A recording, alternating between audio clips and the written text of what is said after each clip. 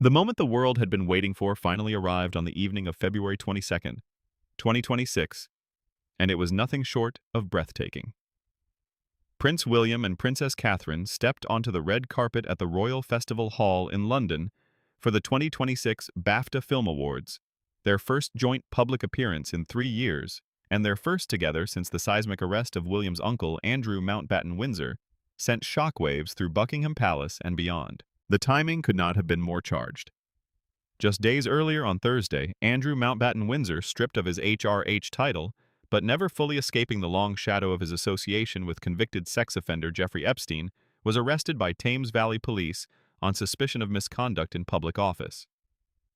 BBC News reported that police had been assessing a complaint over the alleged sharing of confidential material between the former prince and the late financier. It marked the first time in modern history that a member of the British royal family had been taken into custody, a moment that, by any measure, altered the monarchy forever. King Charles III, in a rare and carefully worded statement, said simply, "The law must take its course," adding that he had learned with the deepest concern of his brother's arrest. Against that turbulent backdrop, William 43 and Catherine 44 made a deliberate choice to show up dressed to dazzle and standing shoulder to shoulder before the world's cameras. Their attendance had not been confirmed in advance by either BAFTA or Kensington Palace, a break from the usual protocol in which the palace publicly announces whether royals plan to attend or skip the ceremony. The surprise appearance signaled something unmistakable. The Prince and Princess of Wales were not retreating. They were stepping forward.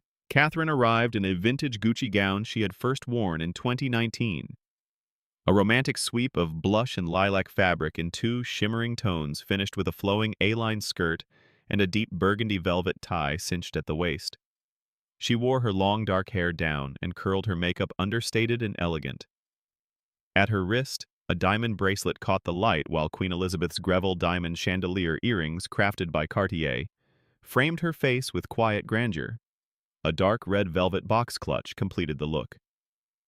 William, meanwhile, cut a sharp and fashionable figure in a maroon tuxedo with a bow tie, his hair and beard trimmed closer than usual, in what observers noted was a more modern style.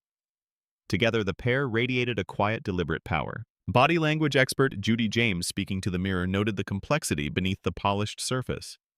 She described their red carpet walk as showing William and Kate at their A-list best, upstaging the Hollywood celebrities with their own display of dazzling glamour and elegance, while also flagging subtle signs of strain. William's right hand, she observed, showed some tension and fiddling of the fingers, and both he and Catherine appeared to display what she described as slight edge-to-edge clenching of the teeth in their red carpet smiles, hinting at resolve rather than full relaxation.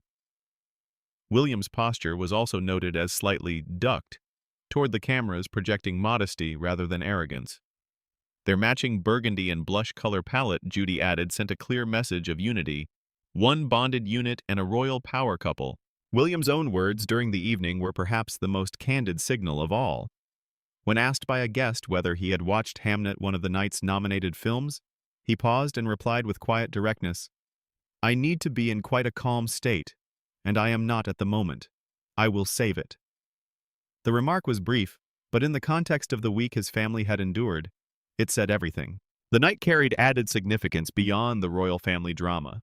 William, who has served as president of the British Academy of Film and Television Arts since 2010, was on hand to present the Fellowship Award, the highest honor of the evening in keeping with his long-standing role at the ceremony.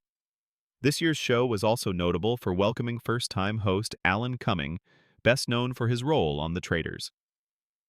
Cumming had spoken openly about his nerves ahead of the big night, telling PA Media on February 16th that he felt pretty excited but also daunted, likening the experience to performing in a play without a script.